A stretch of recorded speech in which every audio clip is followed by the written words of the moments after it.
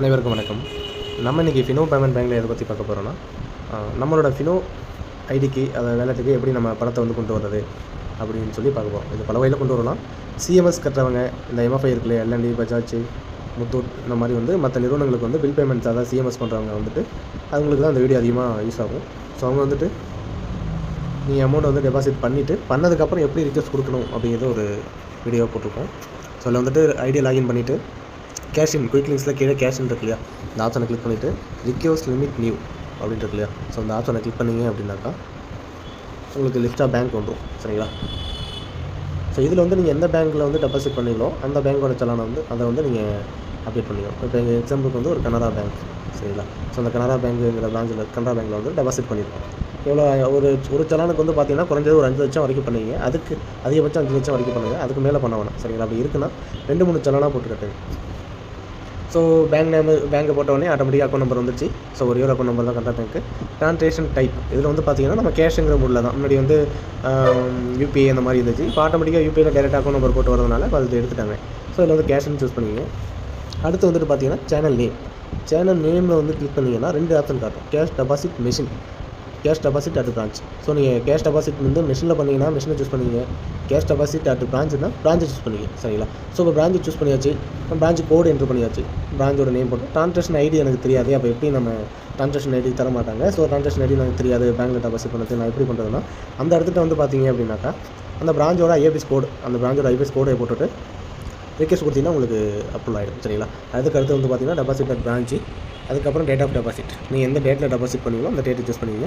ரிமார்க்கில் உங்களோட mobile number, இல்லை நீங்கள் டெபாசிட் பண்ணும்போது ரிமார்க் போட்டு அவங்க அப்டேட் பண்ணியிருந்தாங்கன்னா அந்த நம்பர் போட்டுங்க. சரிங்களா? இல்லை எனக்கு வந்துட்டு பிரான்ச் கோடு தெரியாது, என் பேங்க் நேம் தான் தெரியும், எந்த ஊரில் இருக்குன்னு தெரியும், பிரான்ச் கோடு தெரியாது, ஐஎஃப்எஸ் கோடு தெரியாது அப்படின்னாக்கா நீங்கள் நேராக க்ரோமில் போய்டுங்க. க்ரோமில் போய்ட்டு நீங்கள் எந்த பிரான்ச்சில் போட்டிங்களோ, என்ன பேங்க்கு, நான் ஒரு கனரா பேங்க்கு,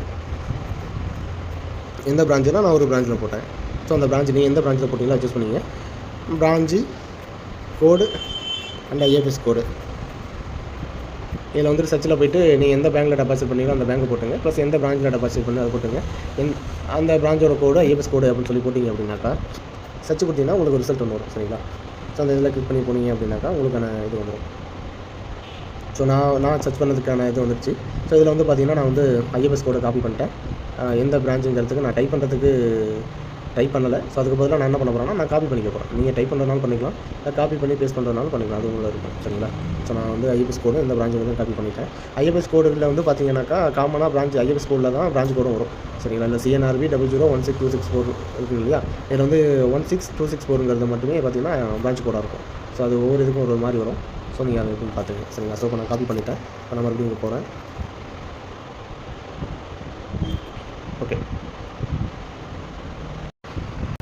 ஸோ நான் பிரான்ச்சோட கோடு காப்பி பண்ணிட்டேன். பிரான்ச்சோட கோடை வந்து நாங்கள் டைப் பண்ணிட்டேன். சரிங்களா? 6264 முன்னாடி வந்து பார்த்தீங்கன்னா ஐஎஃப்எஸ் கோடோட ஆர் நம்பர் வரும் இல்லையா, ஸோ 01 ஆட் பண்ணிட்டேன். பிரான்ச்சோட நேம் என்னங்கிறத நான் காப்பி பண்ணிட்டேன். நான் காப்பி பண்ணிக்கிறேன், நீங்கள் டைப் பண்ணிக்கிங்க. இல்லை ட்ரான்சாக்ஷன் ஐடி எனக்கு தெரியாது இல்லையா, ஸோ அந்த பிரான்ச்சோட ஐஎஃப்எஸ் கோடு போட்டுட்டேன்.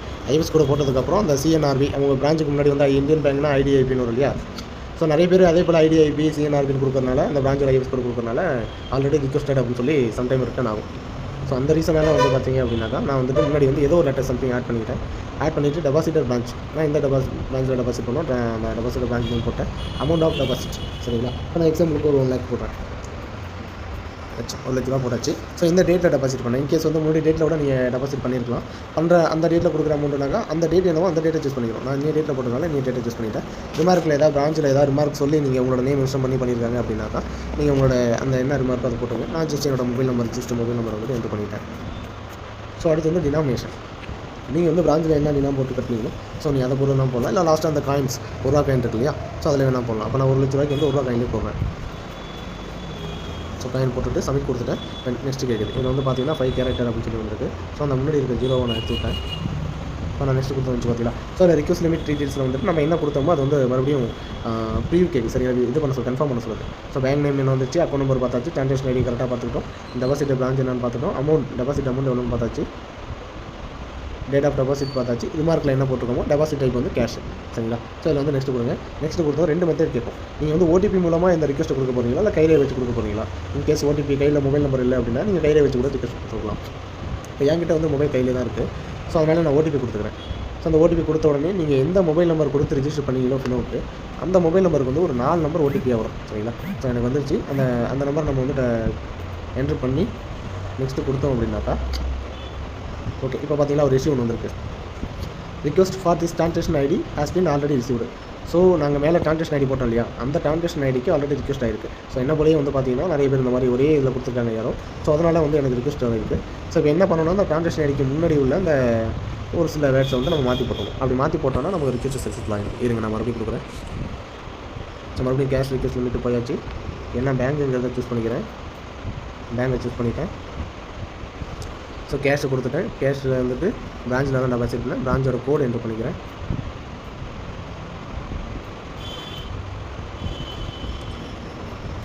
பிரான்ச் கோடு என்ட்ரு பண்ணிட்டேன். பிரான்ச்சோட நேம் என்னங்கிறத என்ட்ரு பண்ணிக்கிறேன்.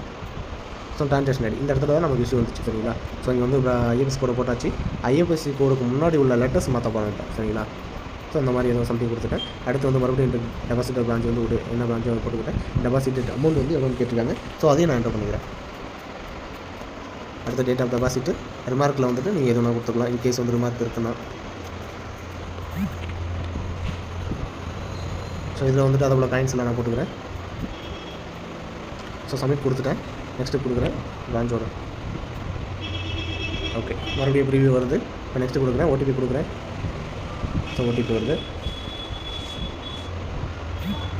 ஓகே ஸோ இப்போ பார்த்தீங்களா, யுவர் ரிக்வெஸ்ட் சக்ஸஸ்ஃபுல்லி இன்சர்ட்டட். இந்த மாதிரி ட்ரான்சாக்ஷன் ஐடியில் நீங்கள் கொடுக்கும்போது இந்த மாதிரி தப்பாக வருது அப்படின்னாக்கா, ட்ரான்சாக்ஷன் ஐடி வந்து நீங்கள் மாற்றிட்டீங்க அப்படின்னா மறுபடியும் உங்கள் ரிக்வெஸ்ட் வந்து கம்ப்ளீட் ஆகிடும். சரிங்களா? ஸோ இது வந்து ஃபினிஷ் கொடுத்துருங்க. ஸோ இப்போ நான் வந்து ஃபினிஷ் கொடுத்துட்டேன். இப்போ நான் ரிக்வெஸ்ட் கொடுத்த ஸ்டேட்டஸ் எப்படி எந்த ஸ்டேட்டஸில் இருக்குது அப்படின்னு சொல்லி செக் பண்ணணும் அப்படின்னாக்கா, மறுபடியும் அதே குயிக் லிங்க்ஸில் வந்து கேஷ்ங்கிற ஆப்ஷனை கிளிக் பண்ணிங்க அப்படின்னாக்கா, கேஷின் ஸ்டேட்டஸ்னு ஒன்று இருக்கு இல்லையா. ஸோ இதில் வந்துட்டு ட்ரான்சாக்ஷன் ஐடி ஆல்ரெடி இருக்குது அப்படின்னா ட்ரான்சாக்ஷன் ஐடியை போட்டு பார்க்கலாம். இல்லை தெரியலை அப்படின்னா டேட். ஸோ இந்த டேட்டில் ரிக்வெஸ்ட் கொடுத்தோம். நான் வந்து நீ டேட்டில் கொடுத்தேன். ஸோ ரிக்வெஸ்ட் கொடுத்தேன்.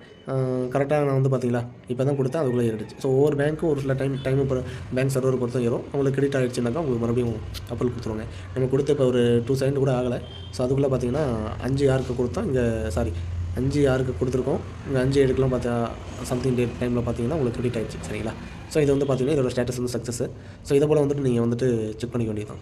இன்கேஸ் வந்து முன்னாடி டேட்டில் உள்ளது என்னோட ஸ்டேட்டஸ் என்னென்னு செக் பண்ணணும் அப்படின்னாலும் சரி, நீங்கள் மறுபடியும் இதில் ஃப்ரம் டேட்டும் டூ டேட்டும் எந்த டேட்லேருந்து எந்த டேட் வரைக்கும் உங்களுக்கு தேவையோ அந்த டேட்டை போட்டு நீங்கள் செக் பண்ணிங்க அப்படின்னாக்கா அதோட ஸ்டேட்டஸ் உங்களுக்கு வரும். சரிங்களா? ஸோ இதில் வந்துட்டு அதோட ஸ்டேட்டஸ் என்ன, சக்ஸஸாக, அமௌண்ட் எவ்வளோ, ரிக்வெஸ்ட் டேட் என்ன, ரிக்வெஸ்ட் டைம் என்ன, ரிமார்க்கில் என்ன போட்டுருக்கிறதெல்லாம் அதில் ஆல்ரெடி நம்மளுக்கு வந்துடும். ஸோ இதை வச்சு நம்ம வந்துட்டு செக் பண்ணிக்கலாம். சரிங்களா? ஸோ பேங்க் டெபாசிட் இருந்தாலும் சரி, பிரான்ச் மெஷின் டெபாசிட்டாக இருந்தாலும் சரி, யாருமே வந்து டினாம் இல்லாமல் யாரும் வந்து டெபாசிட் பண்ண போகாதீங்க. சரியான டினாமினேஷன் கையில் இருந்தால் மட்டும் மெஷின் டெபாசிட் போங்க. இன்கேஸ் வந்து மெஷினில் மாட்டிக்கிச்சு அப்படின்னாக்கா, நம்ம பேங்க்கில் போய்ட்டு எழுதி கொடுக்கணும் அப்படின்னாக்கா, உங்களுக்கு சரியான டினாம் இருந்தால் தான் ஈஸியாக இருக்கும். சரிங்களா? ஸோ இதுவே வந்து உங்கள்கிட்ட டினாம் இல்லை அப்படின்னாக்கா, அவங்க என்ன சொல்கிறாங்களோ அதுதான், ப்ளஸ் அவங்க சொல்கிற வரைக்கும் நம்ம வெயிட் பண்ணி ஆகும். இன்கேஸ் நம்மள சரியான டினாம் இருக்குது, எடுத்துகிட்டு போகிறோம், ஒரு 5 கட்டு 500 கட்டு எடுத்துகிட்டு போகிறோன்னா, 500 கட்டில் 5 கட்டில் 500 நோட் இருக்குது அப்படின்னாக்கா, அதில் ஒரு 450 நோட்டு டெபாசிட் பண்ணிட்டோம். சரிங்களா? ஸோ ஒரு நோட் ஏதோ சம்திங் மாட்டுது அப்படின்னாக்கா, அந்த மாட்டின அமௌண்ட் மீதி எவ்வளோ அமௌண்ட் டெபாசிட் பண்ணோமோ அந்த அமௌண்ட்டு ப்ளஸ் எவ்வளோ கையில் இருக்குது அந்த அமௌண்ட்டு நம்ம மைனஸ் பண்ணோம் அப்படின்னாக்கா, என்ன டினாம் வருதோ அந்த டினாம் தான் உள்ள மாட்டிருக்கு. சரிங்களா? ஸோ அதனால் வந்துட்டு எப்போ டெபாசிட் பண்ண போனாலும் சரியான டினாம் இல்லாமல், பேங்க் டெபாசிட் பிரச்சனை இல்லை உங்களுக்கு, மெஷின் டெபாசிட் மட்டும் எப்போதும் கவனமாக இருங்க. சரிங்களா?